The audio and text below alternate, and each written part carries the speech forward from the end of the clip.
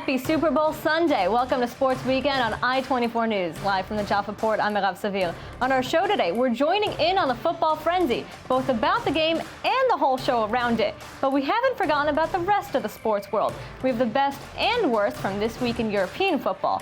Also, the money scandals revolving around the sport. And with the Olympics fast approaching, we take an inside look at the life of a Paralympic athlete.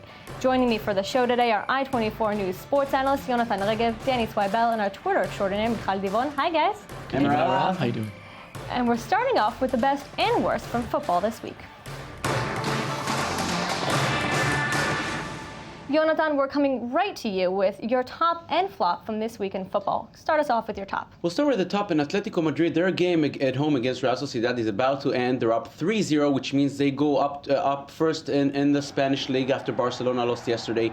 On Wednesday, they qualified to the semi-final of the Spanish Cup, the Copa del Rey, after winning 2-1 away against Athletic Bilbao, a very, very strong team at home. They're in the title race, both for the Cup and for the Spanish league. This is a league dominated by Real Madrid and Barcelona for ages now, and they've opened such a big gap on all the others. Now Atletico Madrid is coming in, and they are just as good. We're more than half the season through. They're in the final four of the Cup. They're first in the league, and they seem to get stronger as the season progresses. And they're not a team that you already mentioned Barca. You don't hear about them as much, but obviously they're having a great week. They're having a fantastic week. And you know what? In the Spanish Cup semifinal, that's going to be very, very interesting. They're going to face Real Madrid. Two games, one at Atletico's Vicente Calderón, the other at Real Madrid's Bernabeu. Last year was the final. Atletico Madrid won it. Very, very interesting what that duel is going to end. And Jonathan, what is your flop from this week? Well, Arsenal, first we should say Arsenal qualified today, at least until tomorrow, to the first place in the Premier League again. But what happened with Kim Karlström, the Swedish player they brought in, is a bit of a fiasco. That was supposed to be the biggest signing for Arsenal in the January transfer period. He comes in, and then what do you find out? He's not going to be able to play for the next 2 months, which means he's going to miss Arsenal's game against Liverpool. The two matches probably against Bayern Munich in the Champions League. Very, very. I don't understand how a club such as Arsenal that can happen to them. Jonathan, thank you very much. And now to our sports news in brief. Football fans in Tripoli, Libya had plenty to celebrate on Saturday night. Libya beat Ghana 4-3 in South Africa to claim the African nation's championship title, and it was a dramatic win. Libya won its first international title by beating the favorite in a shootout. Libya was supposed to host the tournament, but it was moved for security reasons. At least now the fans have something to cheer about. From football to basketball, NBA Commissioner David Stern handed over the reins of the league to incoming Commissioner Adam Silver after 30 years in the post.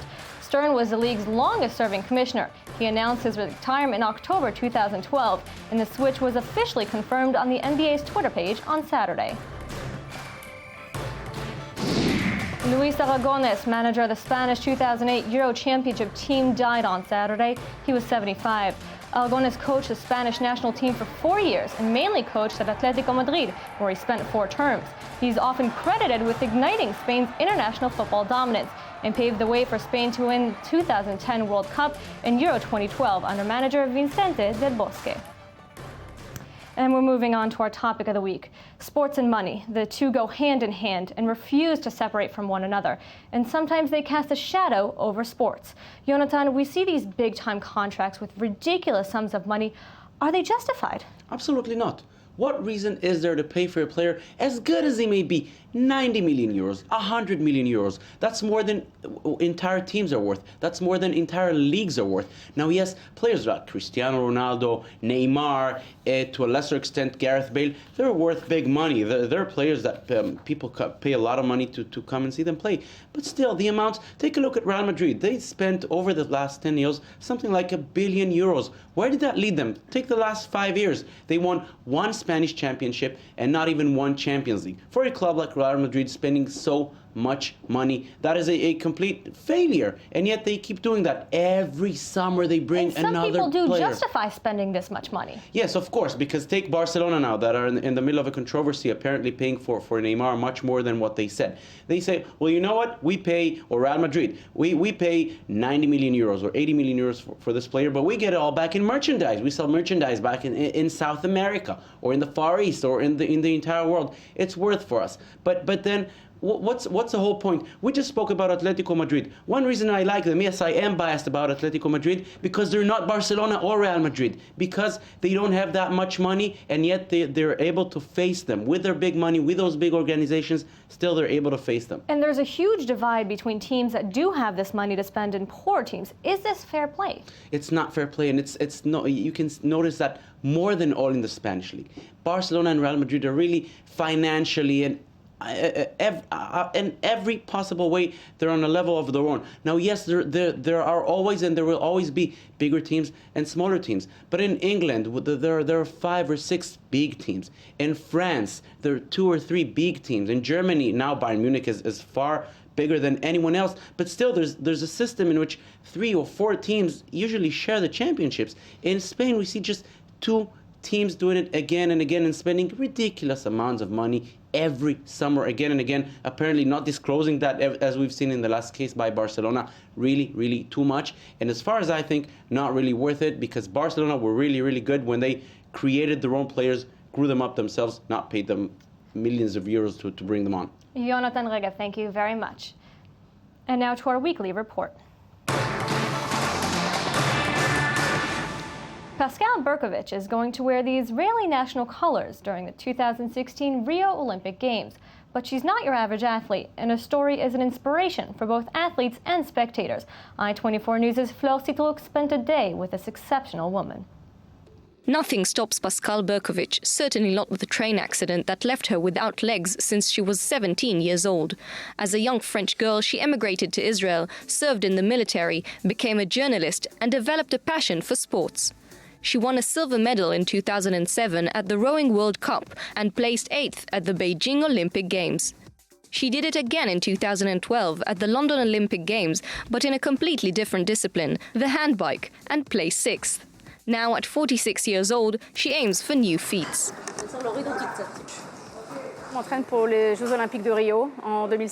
Now I'm training for the Rio Olympics in 2016. I know it seems very far, but for me it's tomorrow. I do it because I like it. I find it incredible, this chance I have to train every morning. I go out, I go to the park, I take my bike, I outdistance every man I cross. I tell myself life is great. It's too funny. It's fun, I enjoy myself. Until now, I haven't won an Olympic medal, but it will come. Ça va venir.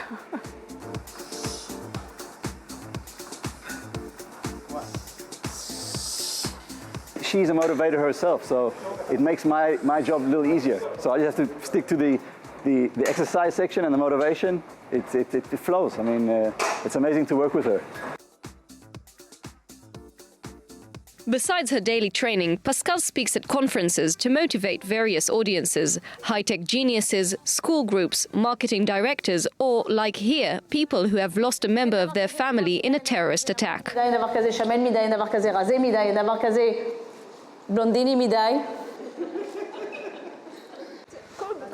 Shoshana is Yakov Springer's widow. He was killed in the 1972 Munich terrorist attack. Her life is an example of how we can overcome an injury or a trauma. In spite of her handicap, she reached amazing results. I saw her climbing. It's incredible.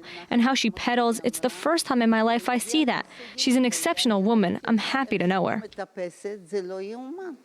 Pascal hurries because she doesn't want to miss her youngest daughter Mika at the end of the school day. What's most important for me is to be a mother, and my 2 true medals are my daughters.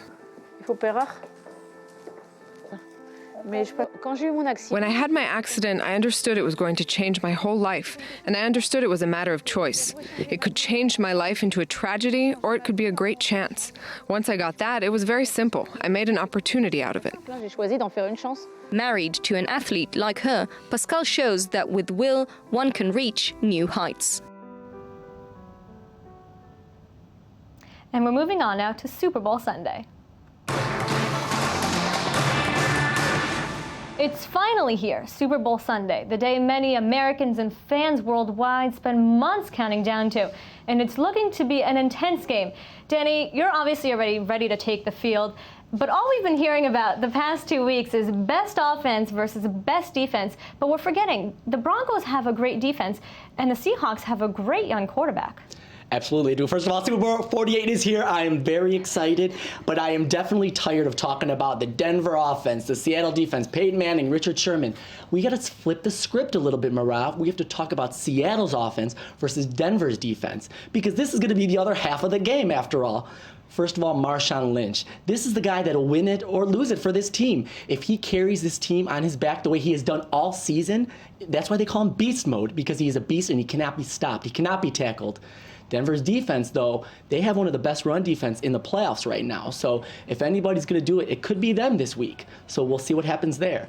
Percy Harvin, the receiver that's been gone all season, he's finally back. He could be the X factor, a game changer. Who knows? The way he lines up, he creates a lot of mismatches, so people don't know how to cover him. That could be one big play that makes a difference in the game. And obviously, we've been talking about Peyton Manning, but we're forgetting about quarterback for the Seahawks, who is in his second year, but he's having a great year.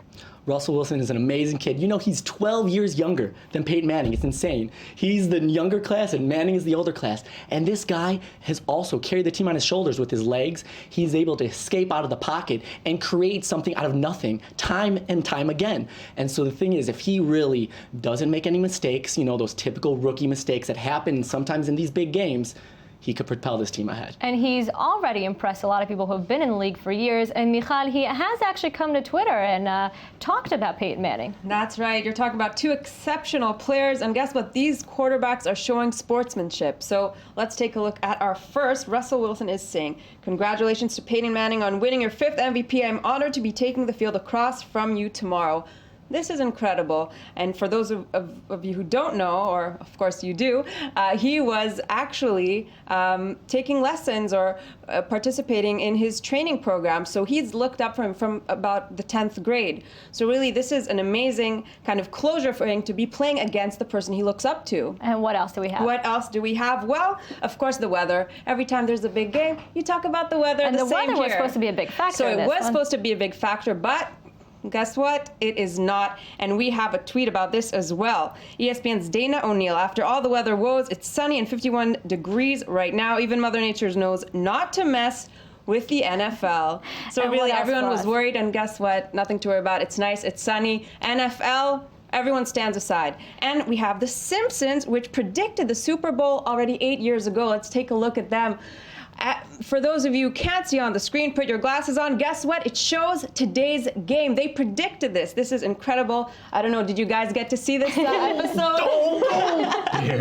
And of course, the Simpsons have the Broncos winning. And now, Danny, in order for the Simpsons to come true years after, what do these teams have to do? What do the Broncos have to do to win this? Okay, so we know Peyton Manning is going to have a Peyton Manning-like game, even if the Seattle defense does hold him at times, which they will. He's going to get a couple of touchdowns. The thing is, he's not going to be throwing on the outside because he knows that man Richard Sherman is going to be ball hawking. He's going to be trying to steal it from him.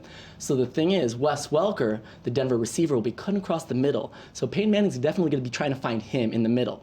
But the thing is, Seattle has a lot of big people in the middle too, and they hit hard. This actually happened a lot in the season where guys were right about to catch the ball, and they felt the linebackers coming and the cornerbacks coming, and they got scared and they dropped it. So the thing is, those linebackers in the middle will be a factor. Another factor is both D lines. If they put pressure on the quarterback, it's going to change both of their games. Now, the Denver defense, the Denver line, wants to keep Russell Wilson inside so he doesn't run and escape from them. And they want to make sure the Seattle defense forces Manning out. That's out of his comfort zone.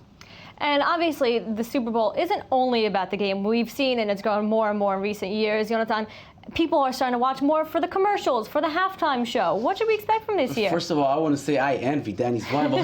He's so much into it. That's what the Super Bowl is all about. It's all the excitement. It's all the fun. Now, let's face it. It's not that the whole American nation watches football every Sunday and every Monday night, but everybody watches the Super Bowl. Look how interesting it is. I mean, the game's 4 hours away. Danny's already he's ready to take the field right now. You know, of course, everybody everyone is going to watch the Super Bowl. Everybody's going to watch the commercials. Everybody's going to talk about them tomorrow. Everybody's going to talk about what the Peppers do in the halftime show. That's what the Super Bowl is all about. It brings the entire nation together. Yes, there's a game, true, and Danny knows much more much more about the game than me. But it's a whole show. It's much more than just football. It's Americanism. That's what it's all about. And I'm pretty sure Danny knows so much about football. He's already studied the playbooks and he's ready to take the field, right? And very quickly, who's taking this game? Okay, I didn't want to upset anybody. It's going to be a very close game down to the wire, and in the end, I think that Denver could pull it out 27-24. So there we've got it. Danny Swibell's prediction for tonight. Denver is going to take it, and our future Hall of Fame quarterback, I can't go without mentioning, Peyton Manning. Well, thank you guys. And that's all for us today. For the latest sports news, you can find us online at i24news.tv, Facebook, or Twitter. And you can tweet at us at i24newssports. We'd love to hear from you. From all of us here on Sports Weekend, I'm Mirav Seville. Thank you for watching. We'll see you right back here next Sunday. And don't forget to watch the Super Bowl tonight and let us know what you think about it.